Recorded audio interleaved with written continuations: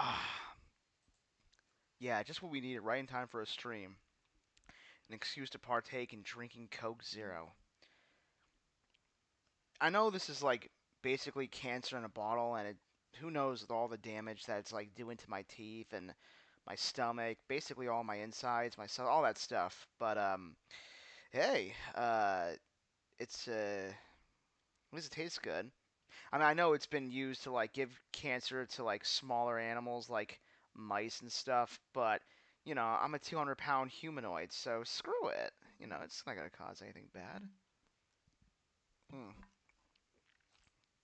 Give me 1 second here to finish this off.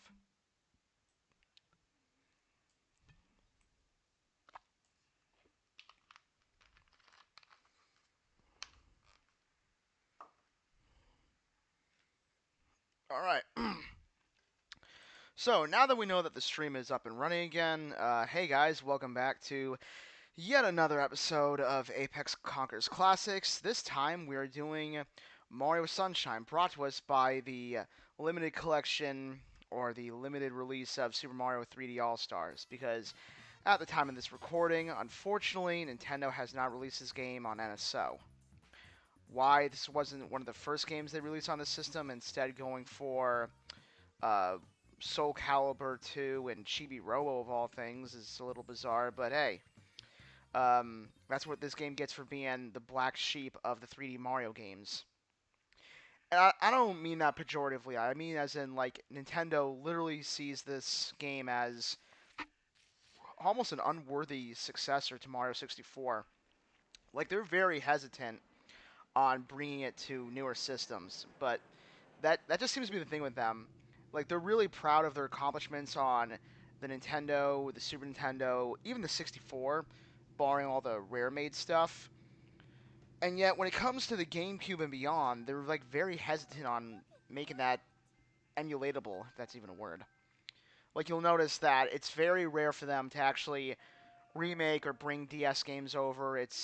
Uh, they kind of don't want to talk about the GameCube up until like the last couple of years or so. They don't really talk about the 3DS anymore. Uh, Pretty much everything after the GBA.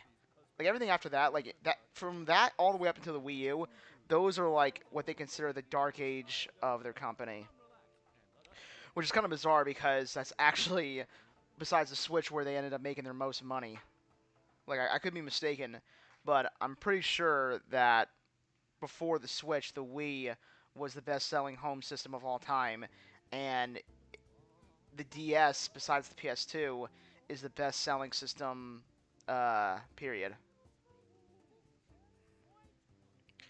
I probably misspoke on that last part, but y'all know what I mean. If you're watching this video, you fricking know everything there is to know about the GameCube. At least I hope so. Kind of crazy to think this is like over 20 years old. Like that meme going around where it's like what you think Mario looks like 20 years ago, and it shows an image of like Super Mario Brothers, and then you actually look at what it really is, and now even that meme's kind of old. But that's something I've learned about the 90s is that no matter what decade we're in, we're always 5 years away from the 90s. Like, everyone wants to go back to the time before the towers fell and just the sheer destruction of the American culture. Oh my gosh.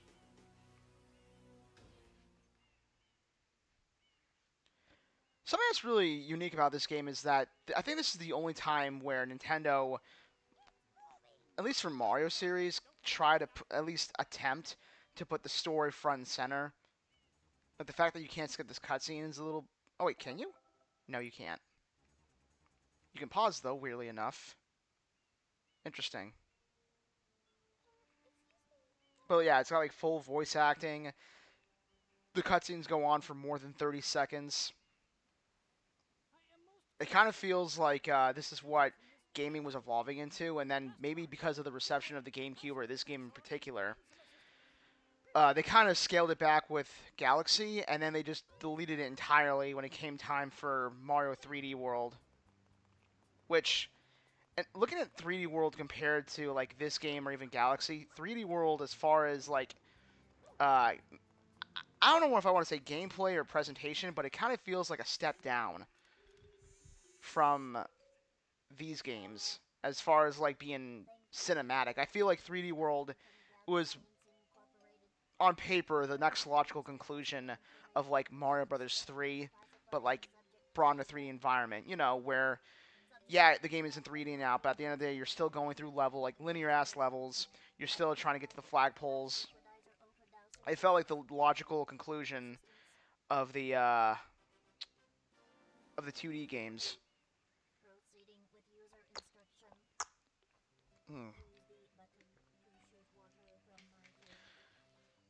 So there's a lot we can talk about when it comes to Mario Sunshine. We can talk about how the game, when it first came out, was actually pretty well received. Like there was a lot of commercials for it. I remember it was featured on Toonami for a little bit, and it got a perfect score.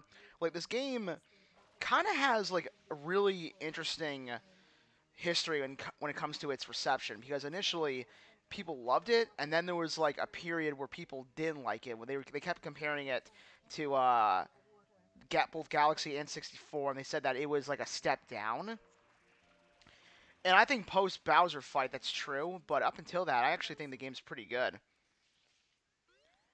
I mean, I don't really like the lack of choice that you have when it comes to the level progression, but that's just like it is what it is. There's no defending it. There's no excusing it. I also feel a little disappointed that they took away that level of choice from the player, and that's something that they would kind of like rectify with Galaxy to an extent. Like obviously you still have to fight the Bowser fights in a particular order, but you don't have to do all of Good Egg Galaxy. You don't have to do the swimming minigame. You don't have to go to like the garbage planet if you didn't want to. But Galaxy is like one of the only games that every time I play it, I actively go out of my way to get all 120 stars. Sometimes even twice because the game is just that good. Mario Sunshine on the other hand is to date the only 3D Mario game that I've never even attempted to 100%. Just because by the time I get past Bowser, I just don't want to do a lot of those levels. Like when people think about Mario Sunshine and think of like the levels, chances are they're probably thinking of bad levels, whether it's the pachinko machine, the uh, the casino level, the one where you're like going through a hotel, and I'm really oh god, just thinking about that, I'm not looking forward to it. You know, I actually debated whether I wanted to skip this entry or not. Like I don't hate Sunshine, but I do think like out of all the 3D games, it's probably the weakest. And I don't even know if that's necessarily a hot take anymore. I think it's more or less a settled debate that like when it comes to the quality of Mario games, Sunshine kind of falls just a little bit flat. Like I remember when 3D All Stars came out, when and people got a look at the collection, they described it as two strikes and a home run.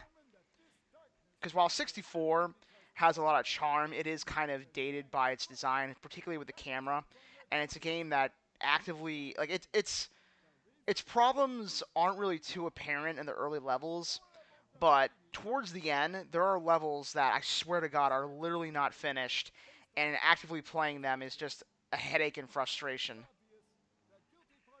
And then for Sunshine, it has a lot of choices that kind of they're kind of boggling. Like for example, you can't skip these cutscenes. You're over dependent on FLUDD. A lot of the platforming is basically circumvented by its appearance. The fact that you can't choose any level you want to go to, how you're basically pigeonholed into uh, like going down a certain path. Not only that, but when it comes to glitches and uh, collision errors, this game has a surprising like lack of polish, which ironically saying. And unlike Mario 64, which had a lot of its own innate charm, Sunshine doesn't have a lot of the strength that 64 has. The level variety is clearly like it's again held back by the fact that all of it takes place on a a beach resort, and they try to do their best with taking this concept and really spreading it out. So like sometimes you're in an amusement park, sometimes you're inside of a motel or a hotel building, sometimes you're like on the actual beach itself, sometimes you're in a town with like a waterway going through. But at the end of the day, you're like the beach level is the beach level, and there's nothing wrong with beach levels, but 7 of those back to back plus a hub, the it does start to glare on you. And I think I know I do not want to hear that again. And I think the biggest killer for me in this game is I don't want to start this off negative, but I'm really not a fan of this music, like at all. Um, or it's not bad music per se, but when you compare this to the God score that would come from Mario Galaxy, and then the surprising polish that Mario 64 brought in, even with its limited like its limited composition, it's still pretty good. Like Rico Harbor's an alright tune, and the main plaza is cool as well. But beyond that, I struggle to think of like any song from this game. Then just like, oh hell yeah, turn this up. Not only that, but like you have bosses like this where I'm just going through the motions. Like I'm not really even thinking this right now. Spray, wait, spray, rinse and repeat. Wow. I will say though that you can definitely see the jump in technology and like the advancement in graphical power compared like when you compare this to Mario 64. Like if you had told me that this game was like an indie game that was like made on a budget, I'd say yeah, this is a good looking indie game. But if you look at 64, you can definitely tell just with like the camera alone, there's a lot of jank. Um, so while we're talking positives, here's another positive for you. The controls in this game are really good, and I'm not ashamed to admit that. I think Mario controls extremely well. I think this is the first time where the camera is like actually not serviceable, but actually good. Like it's a good camera system, and when you go from 64 and the fact that you couldn't even get around certain structures to this, yeah, like you're so grateful to have a camera that's actually functional. Because I actually tried to play Mario 64 post the final Bowser scene just so I can like get all the stars. And man, I was not having a good time. There was one level, I think it's called. Well, there's 2 levels. One is Big Tall Mountain, which I think I died in that level more. Like in that, I died more in that one level than I did in the rest of the game combined. Just because you get to a certain spot as like Giant Mario, you hit one little wrong angle and you just slide off the mountain. And as far as like Tall Mountain is concerned, it's literally just 6 different variations of Reach the Top. Well, that was weird. Now, I could be mistaken, but I'm kind of curious. Does Nintendo let you use the GameCube controller for this? Like, if you took... Oh my god. Get up there. I don't know why there's such a huge delay in my audio between, like, this and what's actively playing. I'm gonna have to, like, go through and fix that later, but, you know, we're already, what, 10 minutes into the stream? We'll deal with it in post. I'll figure it out next time. That's one of the things I don't like about OBS. I feel like every time I switch over to, like, either this or Twitch, I have to, like, troubleshoot everything. It seems like it could just never stay functional. I always have to fix shit. Bro, will you just wake the hell up?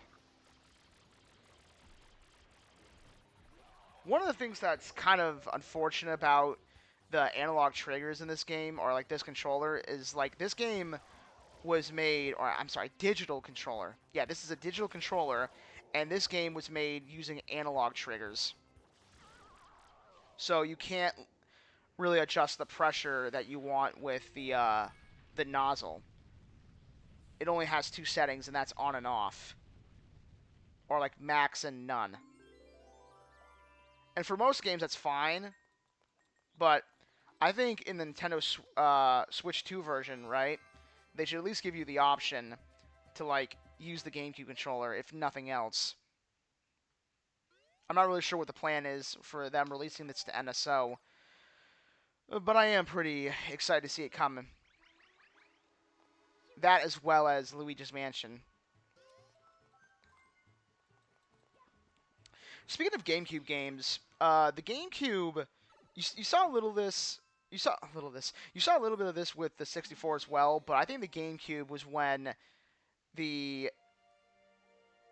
the Nintendo systems up into the Switch really started to get bottlenecked as far as game variety. Because if you ask people what their favorite game is on the GameCube, chances are it's going to be like one of the handful of like the dozen or so. Like it'll usually be a Mario, a Metroid, a Zelda, and then every once in a while somebody will mention Resident Evil 4. And then like when you ask them what their top 10 games are, chances are it's going to be like the same curated 10 games. Like, I feel when you have people who had a PS2, right, which is what this thing competed against, you ask 10 different people what their favorite, like their top 10 PS2 games are, and it's just like with the PS1 and like we were talking about before, there's variety there. People might not even have a single game that overlaps with them. Whereas with the GameCube, yeah, they can list you a top 10 games list, but it's going to be the same 10 games. It's going to, I guarantee you, everyone's top 10 for GameCube is going to consist of Mario Kart Double Dash, Mario Sunshine, one or two of the Zelda games, Metroid Prime, maybe a Pikmin, maybe a Star Fox. They'll put in Smash Brothers Melee, obviously. Someone will say Luigi's Mansion. They'll say Resident Evil if we haven't done that already. Occasionally you'll get somebody who says Beautiful Joe, and sometimes you'll get somebody who remembers that they made a Rogue Squadron game on that system. But outside of that, oh, and F-Zero. But outside of that, the variety is just not there anymore, and it's something that you wouldn't see. Why did I jump so freaking early? Oh, God, I really hope I was going to make it. It's really bothering me, the delay. Oh, my God. Speaking about controls.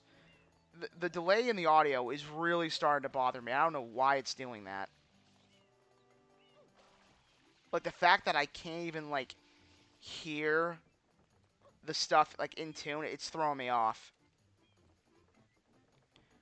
But, like, up until we get to the Switch, there is no variety.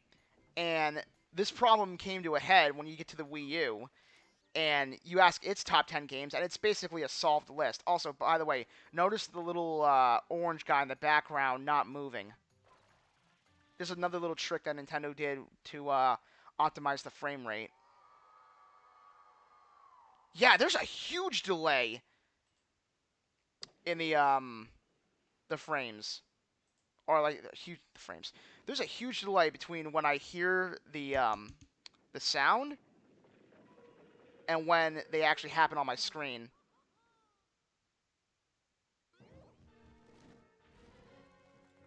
I don't know what's causing that. I'll try my best to ignore it, but, like, it's gonna... Man, if we're gonna be doing this for, like, 2 hours, it's gonna drive me nuts.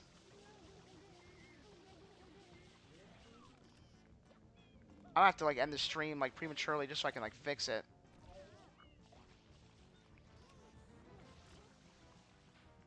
You know, given PD Piranha's design, I'm really surprised that they didn't bring him back in Galaxy. Like, I know there's technically boss fights that are basically him with a tail, but I'm surprised, like, him with the cages never became a thing. Like, his, I guess Brawl came after the fact. That's right. I don't think he has cages in this game. I think that might be exclusively, like, a Smash Bros. Brawl thing. Speaking of Brawl, this is actually... Mario's usage of Flood is the last time where he actually gets a move like a moveset update, and it's crazy that like he's now used Flood more in Smash Brothers than he has in like the other like the real series. Like I'm really surprised they never even brought Flood back. I think he's gonna be in the like the first in the long line of moves that just never get added to Mario's repertoire. Just grab the damn star. Like this Cappy, the spinning move from Galaxy, which might just be like a Rosalina locked event now. Lots of stuff that Nintendo like they add in and then just like throw it away and they come back next time. I think 3D World might be the only 3D game to not have one of those gimmicks. I guess maybe you can argue the running fart thing that he has going on, where like he runs for a little bit and then he like kicks up dirt and all of a sudden he's running like even faster somehow. One of the things I like about this game's like the game's world cohesion is how there are parts where in a level you can see out other levels you go to. Like obviously you see Rigo Harbor, which this thing's gonna lead to. You have the amusement park that's like in the distance over there. You have the mountain place that you go to. Like they really did try to mask and give you the illusion that this is like an actual big world that you can explore.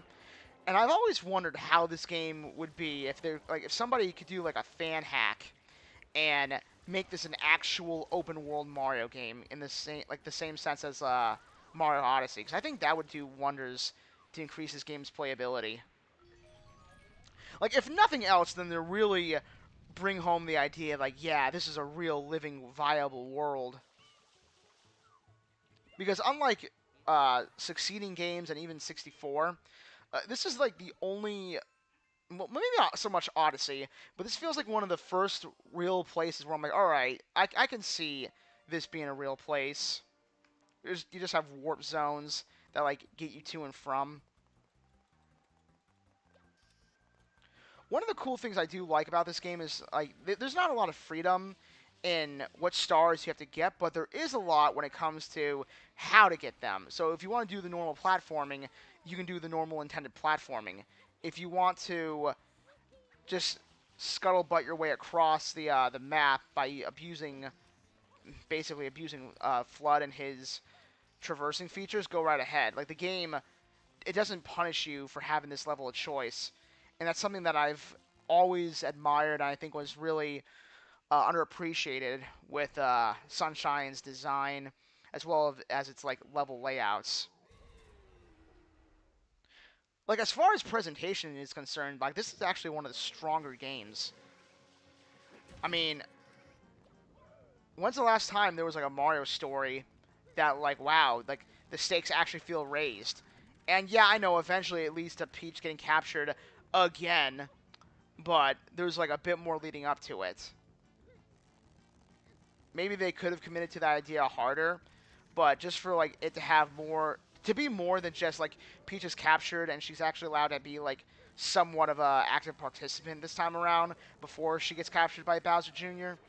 It was nice. It was nice to feel like there was some actual character growth or like an upping of the ante. And then when people were inevitably turned off by it, given the reception, uh, Nintendo went back to the basics.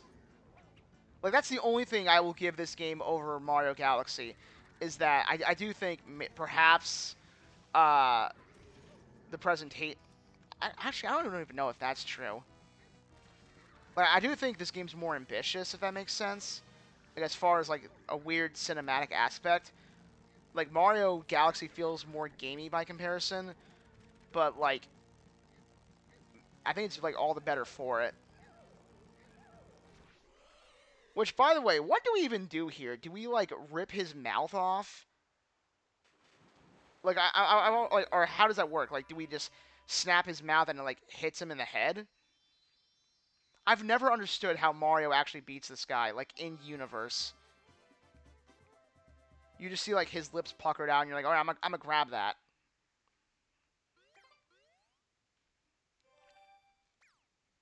But I remember when this game came out, they had a channel called G4, and this is actually a game that they covered at one point, and they made the claim that you can beat this in 2 hours. And I used to think that that was outrageous, but looking back on it now, it's actually not that hard. Like especially if you know what you're doing. Like hell, even if you're just being casual about it, Mario Sunshine is not that difficult of a game. And the parts that like people claim are difficult are things that you don't necessarily have to do. Like again, the aforementioned pachinko machine. But that's mostly because of just general gank.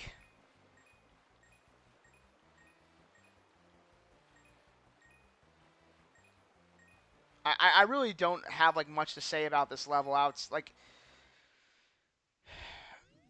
of it just being I don't know, like this game kind of feels like purple ketchup. Like y'all remember that in like the 90s and the 2000s where like Heinz for whatever reason decided to add weird food coloring to their products. Like in this case it was ketchup. They made it purple and green. And they're like who like I think they did this for like some promotional stunt, but I just remember thinking who the hell would like this? Like it doesn't even seem like all that appetizing. Like I just look at like this like ketchup alone is not exactly a nice tasting experience unless it's going like on a burger or something.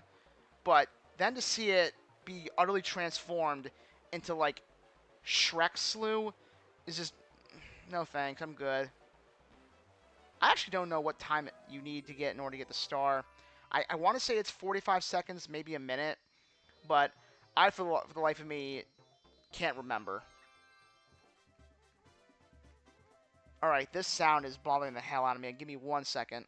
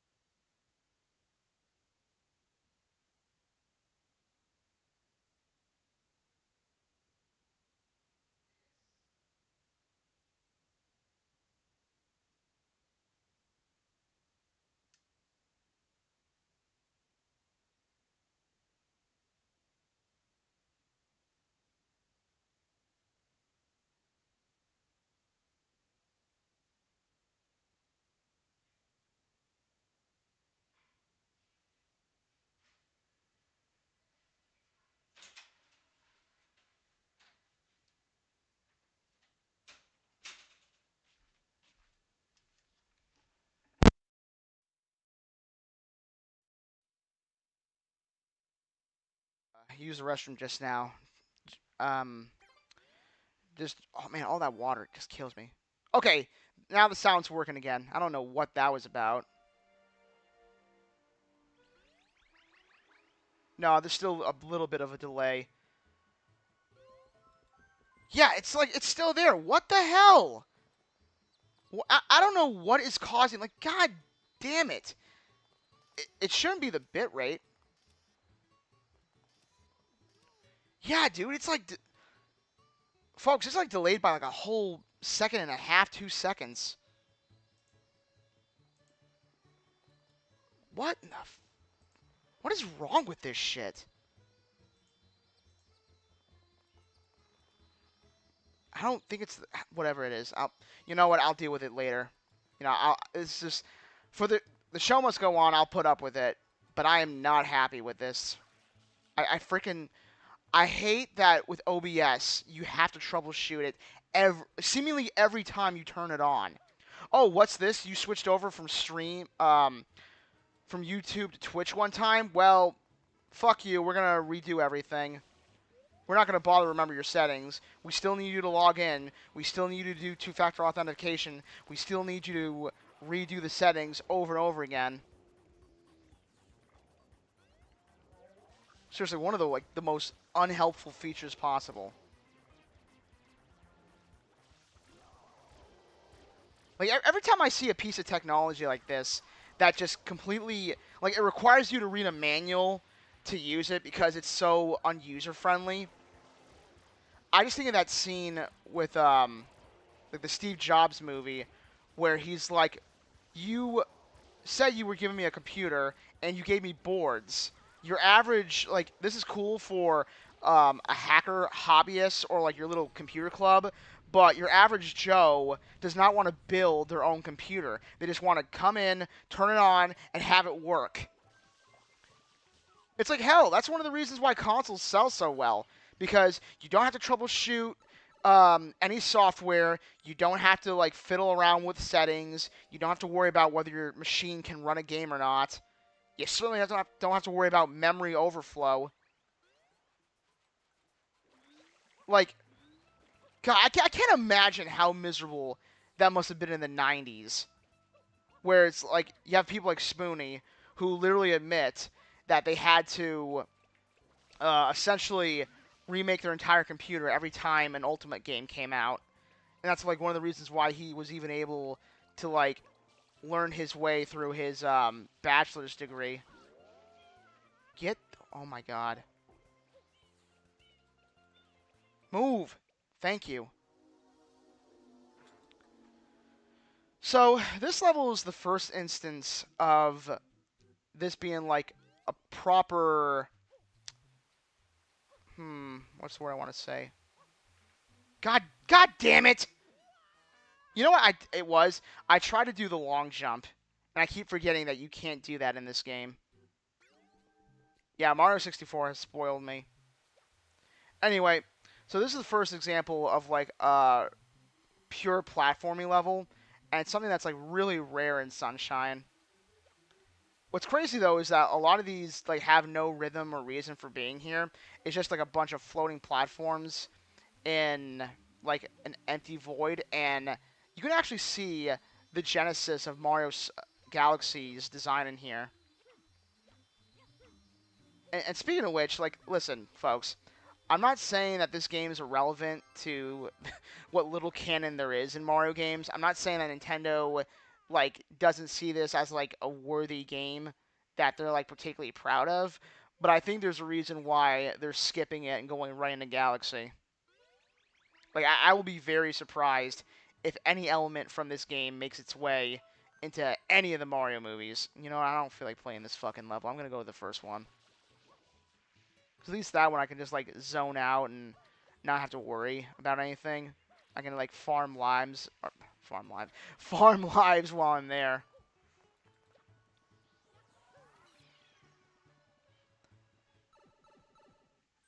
Like I'm not gonna lie, out of all the games that we're gonna be playing in this retrospective, this is probably the one that even though I have a lot to say about it, like I'm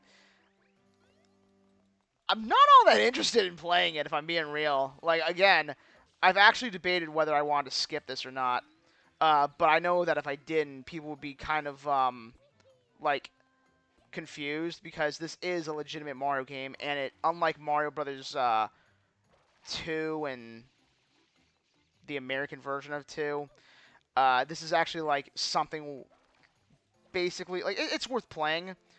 I wouldn't recommend it as far as like a must play, but I do think people should try it out at least for like at least up until like the first third of the game, just for like historical purposes.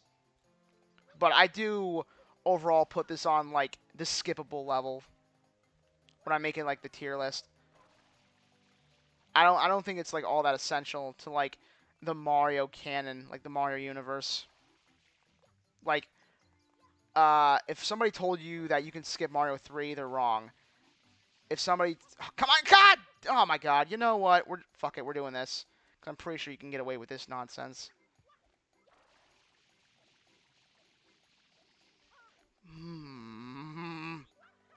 You know, it would help if the fucking sound wasn't fucked up and I can like rely on audio cues.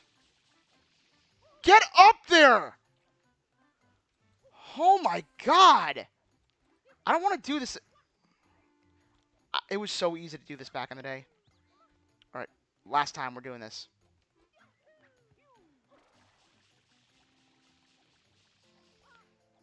My fucking God. You know, I swear you could do that back then. Amazing. We're not even like 15 minutes in, and I've already had it with this game, and it's like just Yeah, there's no way around it. This is some shit-ass level design. Blaze, I don't know why you like this game. I consider this one of the weakest entries in the franchise. Like, I'll be honest, I don't even think this makes my top 10.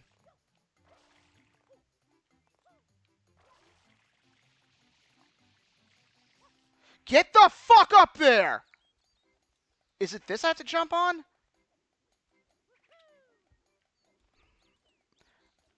Why is the camera not... Oh my god. Turn the frickin' thing around.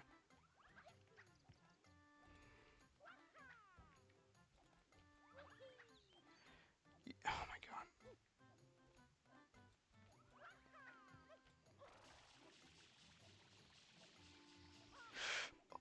Oh my god. What am I doing wrong?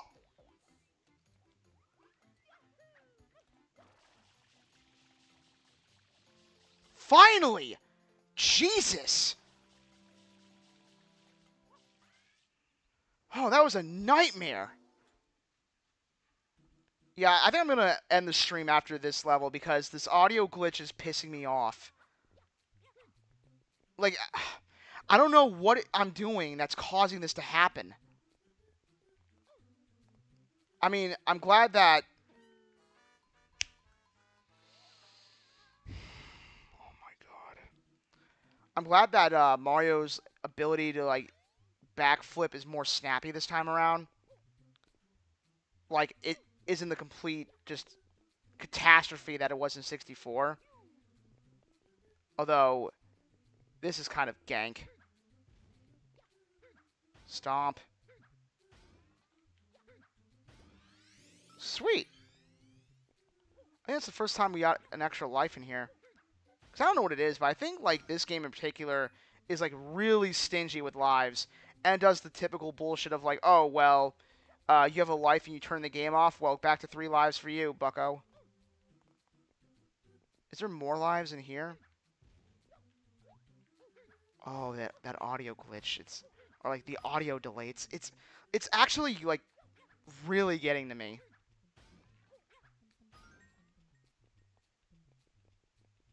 Alright. And float. There we go. Whoa! God! That was bullshit. Not only that, but, like, the music fucking sucks. Like, I'm sorry, but, like, this is a garbage tune. It's also the reason why I can't stand, the music for that one Crash Bandicoot game that's on, like, the Xbox. What the hell was it called? I forget. You know the one I'm talking about. The one where, like, instead of actually having a score, they friggin', I don't know if it was, like, a design choice or they just, like, were lazy, but, like, I swear to God, every music, or, like, every track was just a bunch of dudes going, do, do, do, do, do, do, do, do, do, do. What is it called? Acapello? Whatever the hell. How long have we been going for? Like, 39 minutes. You know what, we'll do one more level. Just to have, like, a decent 45-minute stream before we, like, go back in and, like, refix and retool and re-edit, readjust, and retard and We'll just re-everything. You know, you do a test beforehand, it doesn't friggin' work. I don't know. It's just everything. Everything is made of garbage. And speaking of garbage, like, have you guys noticed that even though the price of these controllers have gone up significantly, they're, like, more fragile than they ever have been? Like, maybe it's just me, but, like, I don't remember controllers, with the exception of, like, the Xbox, breaking this frequently. Like, having so many points of failures. Like, I've gone through what can only be, I think, like, maybe my 4th PlayStation 5 controller.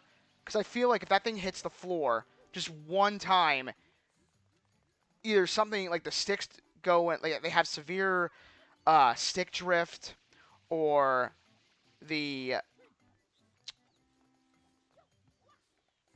what is that called? The triggers, they get stuck. The buttons, oh my god. To say nothing of, like, speaking of the buttons being sticky, to say nothing of the controller sticks. Dude, I don't know what it is with Sony, but I swear, like, Blackbond is 100% right. They have the stickiest controllers I have ever seen. Like, I've never been able to, like, quantify what it is, but I feel like every one of their controllers, like, at least for their analog sticks, like, post PlayStation 1, they've had, like, this level of just, like, you could take a paper towel, thank you, and have it with no adhesion. It just naturally sticks to the analog sticks. Oh, God.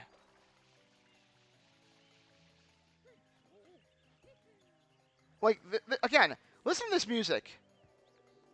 Like, remember how loud and bombastic and, like, basically pumped some of the songs from 64 would get you? Like, this is supposed to be their equivalent to Bomb on Field. And even though, like, the map is maybe bigger as far as, like, verticality is concerned, or, like, it has, like, more moving parts, I guess, it feels... Man, God. It's not a bad level, but it does feel like a bunch of random shit just thrown together. Also, speaking of good views, check that out. That's the main hub world down there. I always thought that was a nice little feature. Come to think of it, I don't... Can you... Yeah, you can go back to the airport level. Which I think, again, it would benefit if you can actually play the entire game open world. But, again, this is the GameCube, and I don't know if they just had the technology there yet. I want to say they should have, considering that, like, they got Grand Theft Auto 3 at the time. Like, I don't think it's that weak. Oh, God damn it, I'm out of water. It's weird how that almost never happens with me. Like, I almost never have to keep my eye on it. But that's only because I forgot. Like, I legitimately forgot that the red, I was about to call it the star, the coin was over there. You son of a bitch. Sadly, you can no longer do the infinite health going underwater, coming back up, coming to full health glitch thing like you could in 64. They finally caught on to the fact that, like, yeah, that's kind of broken. It basically means that you're invincible if you can touch any body of water and come back up for air. So this time you have a breathing meter as well as a health meter. Like, I respect, like, I commend them for going and doing the thing that they probably wanted to do and not cheating us out of the intended challenge. It's just kind of unfortunate that you now have to keep your eyes out for coins that, I swear to God, are, like, actually harder to find in this game than they are in previous ones. Like, I feel... Oh, we were supposed to end the stream, but whatever. We'll do one more, because I'm pretty sure this is a boss fight. Anyway, I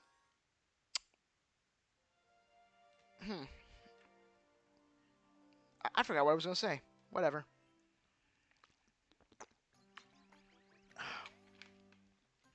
Oh, that's good water. Anyway. Yeah, I don't know if it's just, like, the 6-mile walk I went on earlier, but I am just completely burnt out of this week. And playing this game, it makes you thirsty. And I mean, like, I don't mean that, like, as a euphemism. I legitimately mean thirsty. I don't know, it was just, that was the theme back then. For whatever reason, every game had to have, like, an obsession with water. This, Wind Waker, Final Fantasy X, Kingdom Hearts, Sly, oh yeah, Jack and Daxter, Ratchet and Clank, like, literally had a level that had, like, the most advanced water you can get. Like, they wanted to see, like, how far they can push the limits of the PlayStation 2's processing power, and they were able to get, like, a single square of like, this really detailed water. Like, water has always been a feature in video games, but, like, I think this is the first... That was lucky. This is the first generation where they could actually, like, portray it the way they've always wanted to. I mean, I'll give it that. It's good-looking water.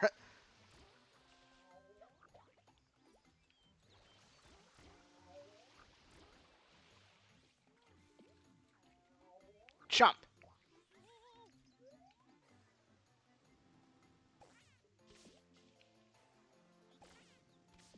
How did that not hit him? That got you, bitch.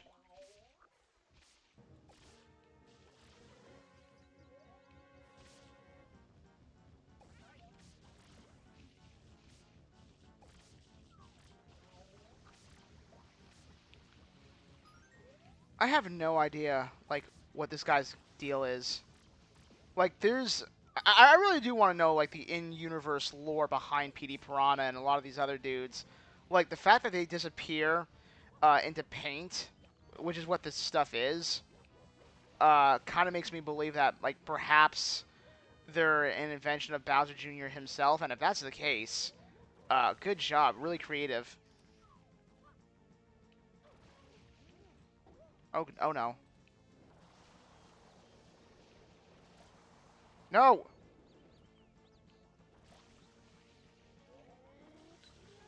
Surprisingly enough, like, even though PD Piranha is, like, on all the advertising, and he's, like, by far the most popular boss from this game, he's actually not the one that you fight the most. Like, obviously you fight, Dark Mario, or Shadow Mario, whatever the hell he's called, like, in all 7 worlds, as well as, like, the opener. But, as for, like, these giant, like, Colossus-style bosses, I don't think that should have hit him, but whatever. Weirdly enough, the most reoccurring enemy in this game would be the squid guy that we fought in level 2. Because you fight him twice in that level, and then you fight him randomly. Like, he just shows up in, like, a later level randomly. You defeat him, and, like, he's never acknowledged again.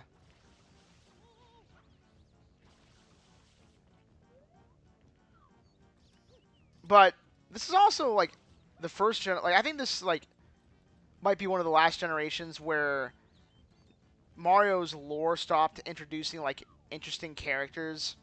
Because after this, like, obviously you got Bowser Jr. from this game, but after that, it's like it feels like you only get like one new character every generation, or they just reinvent one like they did with Pauline. Got you, pig.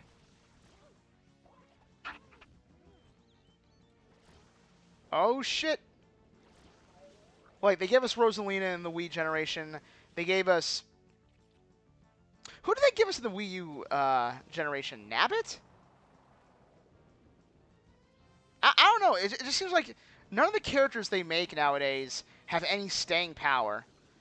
Which is why it's going to get really difficult to make a Smash Brothers roster, because everyone's talking about, like, oh, well, who are they going to cut? And they have to do that because it's like, who is there left to add in Smash Brothers? I feel like we've already gotten everybody we could possibly want. We already got Banjo. We already got Sora. I think the only ones left would be, like, Master Chief and Geno. And, you know, there's, like, a bunch of people still holding out hope that Waluigi is going to have, like, his day in the sun, but those people are degenerates. Like, I don't know. I kind of agree with Sakurai. Waluigi is such a stupid character. Like, I don't know what you guys like about him. He's basically, like, the crappier version of Wario. Like, he literally just shows up so that Wario has somebody to play with in, like, the tennis games. And then he has, like, one really interesting role in, what was it, Mario Party 3, and then after that, he's just, like, the guy that they used to fill in slots and spin-offs. Because I could be mistaken, but, like, has Waluigi ever been in an actual mainline Mario game?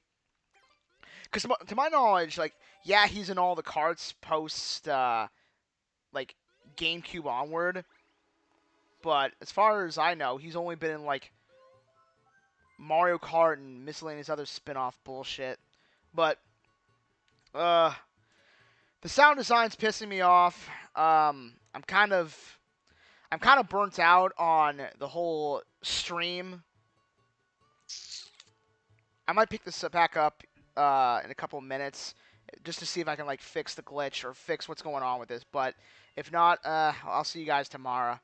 Thanks for watching. Peace.